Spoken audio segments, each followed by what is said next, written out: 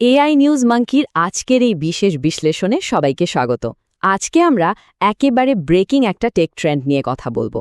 গত বেশ কিছুদিন ধরে এআই ইন্ডাস্ট্রিতে প্রম্পট ইঞ্জিনিয়ারিং নিয়ে যে বিশাল একটা হাইপ বা উন্মাদনা চলছিল, সত্যি বলতে সেই যুগটা কিন্তু খুব দ্রুত শেষ হতে চলেছে। তো আজকের এই এক্সপ্লেনারে আমরা একদম গভীরে গিয়ে বোঝার চেষ্টা করব ঠিক কেন এমনটা হচ্ছে আর সামনের দিনগুলোতে আসলে কোন স্কিলগুলো আমাদের টিকিয়ে রাখবে। চলুন সরাসরি মূল আলোচনায় ঝুঁকে পড়া যাক।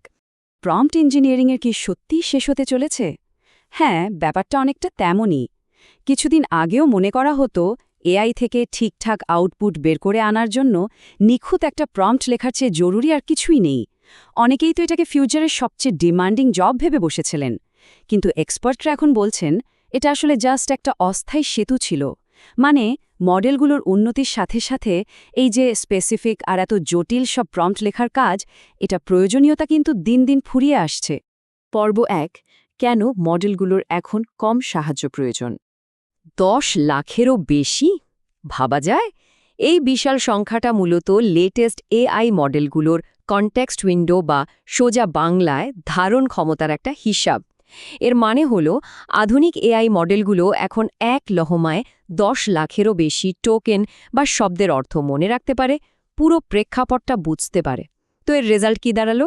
ওই যে আগে পৃষ্ঠার পর পৃষ্ঠা জটিল সব প্রম্পট চেন লিখতে হতো, সেটার আর কোনো দরকারই পড়ছে না। এআই এখন একদম মানুষের মতো স্বাভাবিক কথাবার্তার কনটেক্সট নিজেই খুব সহজে ধরে নিতে পারছে। এই যে এত বড় একটা শিফট হচ্ছে, এর পেছনে আসলে কাজ করছে কয়েকটা মূল ফ্যাক্টর। প্রথমত, এআই এখন মানুষের ইন্টেন্ট বা আসল উদ্দেশ্যটা খুব স্মার্টলি ধরতে পারে। দ্বিতীয়ত, অটোনমাস এজেন্ট লার্নিং লুপ, মানে এআই এজেন্টগুলো এখন নিজেদের কাজ আর ফিডব্যাক থেকে নিজেরাই শিখতে পারে। আর সবচেয়ে গেম চেঞ্জিং ব্যাপারটা হলো মাল্টি মোডেল সক্ষমতা। এখন এআই শুধু টেক্সট বোঝে না, বরং ছবি, অডিও, কোড সবই বুঝতে পারে। তাই প্রম্পট লেখাটা এখন আর ওই কঠিন ইঞ্জিনিয়ারিংয়ের পর্যায়ে নেই, জাস্ট নিজের চাওয়াটা সিম্পল ভাষায় বুঝিয়ে বললেই কাজ হয়ে যায়। পর্ব ২, এজেন্টিক ইঞ্জিনিয়ারিংয়ের উত্থান। টেসলা আর ওপেনএআইয়ের সাবেক এআই প্রধান আন্দ্রেস কারপাথি একটা দারুণ কথা বলেছেন। উনি বলেছিলেন, আমরা এখন ভাইব কোডিং থেকে এজেন্টিক ইঞ্জিনিয়ারিংয়ের দিকে এগুচ্ছি। ভাইব কোডিং মানে হলো ওই যে সাধারণ ভাষায় কথা বলে এআইকে দিয়ে কোড লিখিয়ে নেওয়া। কিন্তু এখন ভিশনটা পুরোপুরি চেঞ্জ হয়ে গেছে। ফিউচারটা হলো এজেন্টিক ইঞ্জিনিয়ারিংয়ের, মানে শুধু নির্দেশ দিয়ে একটা কিছু বানিয়ে নেওয়া নয়, বরং এমন সব স্বয়ংক্রিয় এআই সিস্টেম ডিজাইন করা যেগুলো মানুষের ওভারসাইটে থেকে স্বাধীনভাবে বড় বড় কাজগুলো একাই সামলে নিতে পারবে। পর্ব ৩, এআই যুগের নতুন সার্ভাইভাল টুলকিট। এই নতুন এআই ইকোনমিতে টিকে থাকতে হলে 5টি হাই ভ্যালু স্কিল আমাদের লাগবেই। এগুলো হলো প্রবলেম ডিফাইন করা ও critical thinking, domain expertise, AI literacy, systems thinking, আর সবশেষে এথিক্যাল জাজমেন্ট বা নৈতিক তদারকি।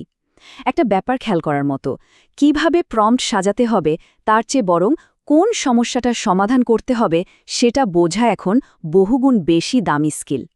একটু আগে যে ডোমেইন দক্ষতার কথা বলছিলাম, ধরুন মেডিসিন বা আইনের মতো খুব স্পেসিফিক কোনো খাত, সেখানে এই গভীর জ্ঞানটা এখন আক্ষরিক অর্থেই সোনার হরিণ। কেন বলছি? কারণ এআই তো সেকেন্ডের মধ্যে পাহাড় সমান তথ্য দিয়ে দেবে, কিন্তু সেই তথ্যের মধ্যে কোথায় ভুল আছে সেটা তো একজন এক্সপার্ট ছাড়া কেউ ধরতে পারবে না, রাইট?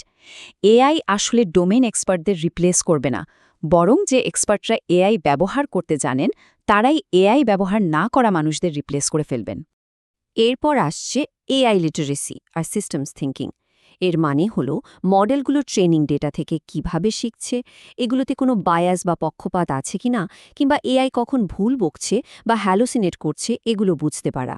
শুধু তাই নয়, এপিআই ব্যবহার করে কিভাবে এআইকে প্রতিদিনের ওয়ার্কফ্লো বা পুরো বিজনেসের সাথে ইন্টিগ্রেট করে কাজগুলো অটোমেট করা যায়, সেটা আয়ত্ত করাটাও এখনকার দিনে প্রম্পট লেখার চেয়ে অনেক বেশি কাজের। এখানে একটা পরিষ্কার পার্থক্য কিন্তু চোখে পড়ার মতো। একদিকে আছে প্রম্পট ইঞ্জিনিয়ারিং, যেটা আসলে একটা মেকানিক্যাল স্কিল এবং দিন দিনের কদর কমছে, আর অন্যদিকে আছে এথিক্যাল ওভারসাইট বা নৈতিক তদারকি, যার প্রয়োজনটা কিন্তু চিরস্থায়ী। এআই যতই সুপার ইন্টেলিজেন্ট হোক না কেন, ডেটার প্রাইভেসি মেনটেন করা, বায়াস কমানো আর হাই রিস্ক ডিসিশনগুলোর ক্ষেত্রে মানুষের নৈতিক বিচারবুদ্ধির জায়গাটা কোনো মেশিন কখনো নিতে পারবে না। পর্ব 4 খাত ভিত্তিক প্রভাব। এবার চলুন একটু দেখে নিই বিভিন্ন ইন্ডাস্ট্রিতে এই চেঞ্জগুলো কিভাবে ইম্প্যাক্ট ফেলছে। বিভিন্ন খাতের দিকে তাকালে দেখা যায় সফটওয়্যার ডেভেলপমেন্টের ফোকাসটা এখন শুধু কোডিংয়ে নেই, বরং এআই এজেন্ট সিস্টেম আর্কিটেক্ট করার দিকে চলে গেছে। কন্টেন্ট ক্রিয়েশনে জায়গা করে নিচ্ছে হাই লেভেল স্ট্র্যাটেজি আর এডিটিং।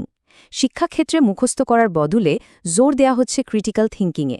হেলথ কেয়ারে এআই ডায়াগনোসিসে হেল্প করলেও চূড়ান্ত ভ্যালিডেশন বা যাচাইয়ের কাজটা মানুষই করছে। আর বিজনেস সেক্টরে রুটিন ডিসিশনের জায়গা দখল করছে স্ট্র্যাটেজিক থিঙ্কিং। মানে পুরো দুনিয়াই আসলে কেবল তৈরি করা থেকে সরে এসে তদারকি করার দিকে ঝুঁকছে। উপসংহার: নিখুঁত অংশীদারিত্ব গড়ে তোলা। আজকের এই পুরো বিশ্লেষণের সবচেয়ে চমৎকার মেসেজটা লুকিয়ে আছে একটা সিম্পল মেটাফোর বা রূপকের মাঝে। এই যে প্রম্পট ইঞ্জিনিয়ারিং, এটা আসলে ছিল সাইকেল চালানো শেখার ওই ট্রেনিং হুইলের মতো। শুরুর দিকে এআই এর সাথে ব্যালেন্স রাখতে এটা আমাদের দারুণ সাহায্য করেছে, কিন্তু এখন সময় বদলেছে। ট্রেনিং হুইল খুলে ফেলার সময় হয়ে গেছে। এখন আমাদের এআই সিস্টেমগুলোকে স্বাধীনভাবে বুঝতে হবে আর মূল সাইকেলটা চালাতে হবে। এআই নিউজ মাঙ্কির এই এক্সপ্লেনারটি শেষ করার আগে খুব গভীর একটা প্রশ্ন রেখে যেতে চাই। অটোনমাস এআই এজেন্টরা কাজ হয়তো অনেক সহজ করে দিচ্ছে, কিন্তু এই এজেন্টিক এআই এর যুগে সম্পূর্ণ নৈতিক তদারকি বা ওভারসাইট বজায় রেখে মেশিনের ওপর পুরো আস্থা রাখতে বর্তমান কর্মক্ষেত্রগুলো কি সত্যিই প্রস্তুত? এই প্রশ্নের উত্তর আমাদের সবারই একটু ভেবে দেখা দরকার। তো আজকের মতো বিশ্লেষণ এখানেই শেষ করছি। দারুণ এই টেক জার্নি